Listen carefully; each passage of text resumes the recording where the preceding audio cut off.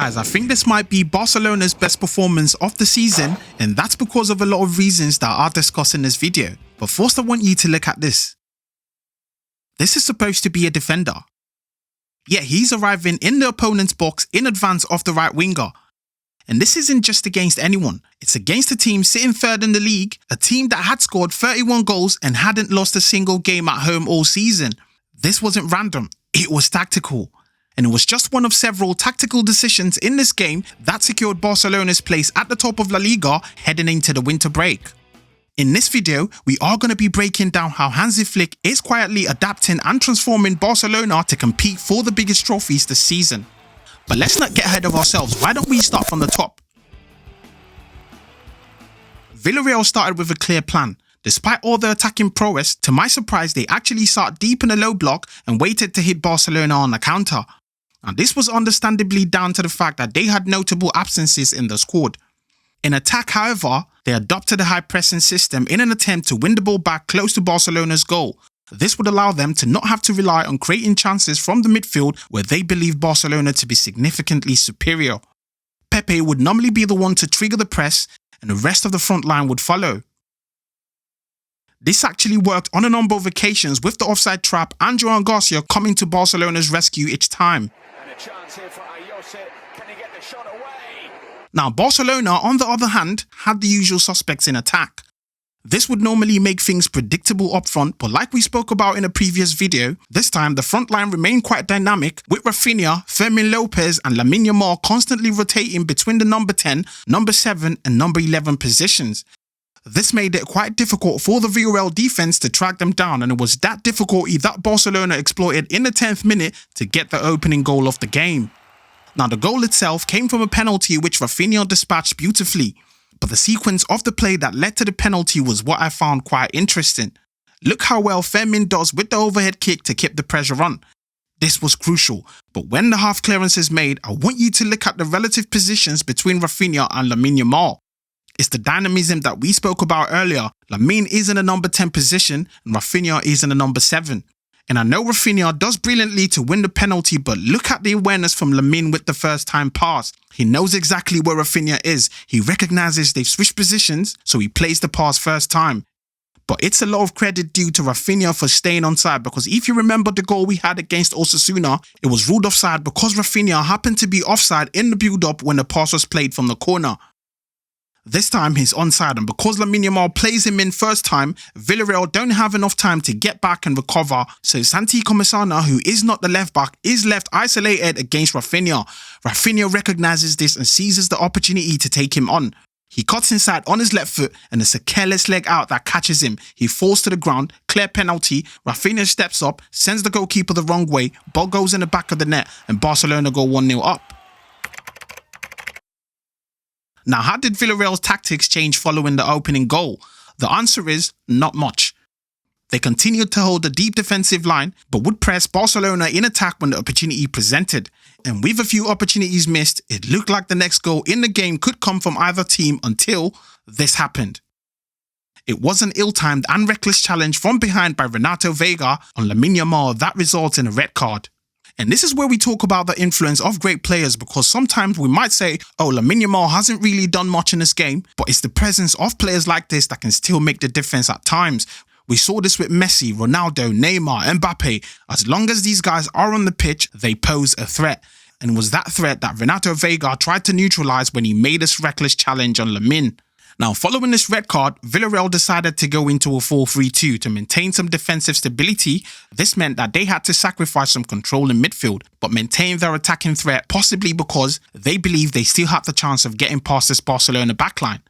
Now, this is where we need to talk a bit about the backline, because despite the tactical element of the game, there's also the individual performance required to execute those tactics. Now, if you look at the number of defensive mistakes we made in this game, Villarreal should have gotten back in the game. I mean, look at this from Balde. I'm sorry, you cannot do this at Barcelona. Not Barcelona. Please, guys. We've spoken about this time and time again. We need to stay switched on in defense. We cannot be giving away easy chances and cheap goals to the opposition. Thankfully, Eric Garcia saves us on this occasion, but my word, this was a big chance for Buchanan to get his side back into the game. Guys, if there was one thing that I took away after we went ahead, it's how important Pedri is to this team. He simply is the metronome that helps keep control, especially when we have a lead to protect. Now, Frenkie De Jong is a brilliant midfielder. However, he just seems to be a bit more effective as a box-to-box player, sort of like Jude Bellingham. When the opposition is coming at you, he can break away and give you an outlet in transition. However, Pedri can do it all. Even in tight games, his ability to keep the ball is just exceptional. He also has the vision to find spaces in tight areas. This is something we didn't really get with Frenkie in this game. We lacked control and the game was a lot more open than we would have liked, with both teams getting chances at both ends. But if we couldn't control the game, at least we needed some defensive cover when Villarreal attacked. This is where this man comes in, Eric Garcia. Guys, I think it's safe to say that Eric Garcia in midfield has grown fully into the role of the destroyer, and it's paying off big time. We spoke about the balance that he gives us in the midfield with the extra defensive cover that he provides, which is so crucial to Barcelona's attacking system. So remember what we said about Barcelona's fullbacks joining in the attack. I don't know if you guys have noticed this, but Eric Garcia being in the DM position has made it so that Koundé can get in more advanced positions. I mean, look at this. Koundé has contributed to more goals than Balde since Eric Garcia started playing in defensive midfield. He can go forward to provide support in the attack, and even when he makes mistakes and loses possession, instead of this, you get this. And a lot of this is down to Eric Garcia in midfield. If this guy is able to improve his passing, composure and vision in tight areas, boy, we have our own Makelele in our team. Now, this affected Balde slightly because he's having to be a bit more withdrawn to be the last man in defense. And we saw this a few times in this game, and to be honest, I think it's a worthwhile trade-off. Okay, now we are getting carried away. Let's talk about the second goal. So being a man up, Barcelona came back in the second half with a clear plan. Keep control, find the spaces and find the goal to kill the game off. Villarreal, on the other hand, came with a plan of their own. Despite being a goal down, they weren't going to do anything rash and give Barcelona a second, ruining any chance of a comeback. That would be a rookie move. So they played the waiting game. They'd sit deep and defend until possibly the 80th minute, and they'll throw bodies forward and try to get the equaliser in the dying minutes of the game. Very clever from Marcelino and his men. But Lamine Yamal had other plans. The crowd had been whistling anytime he had possession of the ball following the red card to Vega, so we needed to whistle back in response, and he got his opportunity to do so in the 63rd minute. It was quite an extended sequence of chances that somehow finds its way back to Lamine. Again, just like we saw from Fermin in the first half, it was a brilliant and quick switch from Rashford to keep the pressure on. Lamine receives the ball on the edge of the box, beats the defender and then scoffs his shot. But look how many players we've got in the box, there's 5 of them. So you know if there's a loose ball, you've got a high chance of it falling to your teammate. That's exactly what happens. It falls to De Jong, then to Lewandowski. His shot is blocked. He tries on the second attempt but misses, so he falls to Frenkie again. Now at this point, Villarreal are scrambling. And what do you do when your opponent is scrambling to get a clearance in? You stay calm, composed, and keep your head up. And that's exactly what Frenkie does. He looks up and selfishly lays it down for Lamine, who doesn't hesitate to take the shot. It was almost a toe poke. He slams it through the legs of Rafa Marin. Goalkeeper doesn't see the direction of travel of the ball. He's slow to react. Ball goes into the back of the net. Barcelona go 2-0 up.